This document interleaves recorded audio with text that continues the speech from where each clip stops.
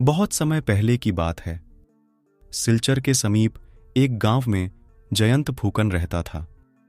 उसके माता पिता बहुत अमीर थे, इसलिए उसे पैसे की कोई कमी न थी।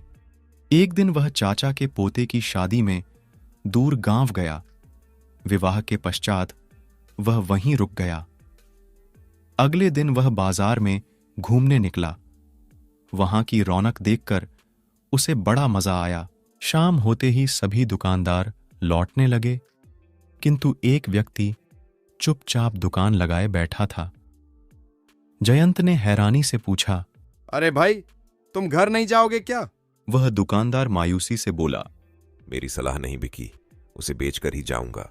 कौन सी सलाह? कैसी सलाह? दुकानदार बोला। पहले कीमत तो चुकाओ। दुकानदार ने हाथ नचाते हुए कहा। कितने पैसे लगेंगे? जयंत ने लापरवाही से पूछा। एक सलाह का 1,000 रुपया लगेगा, मेरे पास 2 ही हैं। उसकी बात सुनकर जयंत को हंसी आ गई। भला सलाह भी खरीदी जाती है? परंतु जाने जयंत के मन में क्या आया। उसने 2,000 रुपए गिनकर उसके सामने रख दिए। दुकानदार ने हाथ नचाते हुए कहा, कांटेदार बाढ़ न लगाना, घरवाली को राज न बताना, नहीं तो पीछे पड़ेगा पछताना। जयंत ने उसकी सलाह याद कर ली। घर पहुंचा तो पत्नी दरवाजे पर खड़ी मिली। वह दरवाजे के ऊपर बाड़ लगा रही थी। जयंत को नई नई सलाह याद थी।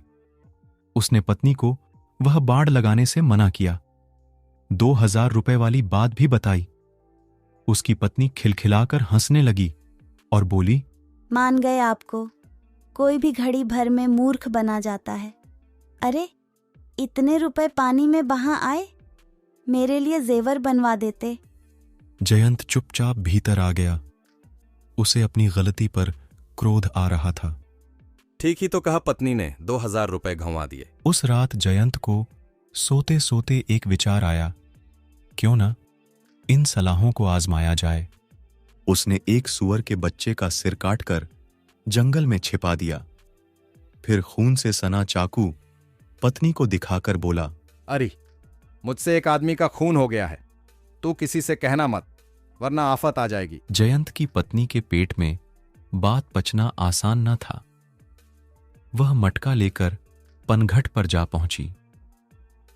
वहां वह अपने पति की बहादुरी की डींगे हाँकने लगी। एक सखी ने ताना दिया, अरे सोनपाही, बहुत बड़ाइयां कर रही है। ऐसा कौन सा बड़ा काम कर दिया तेरे पति ने? जयंत की पत्नी सोनपाही ने पीछे हटना नहीं सीखा था। बात में नमक मिर्च लगाकर उसने शान से सबको बताया कि जयंत ने एक आदमी का खून करके उसकी लाश जंगल में छिपा दी है। शाम होते होते पूरे गांव में यह खबर फैल गई। जयंत खेत से लौट रहा था।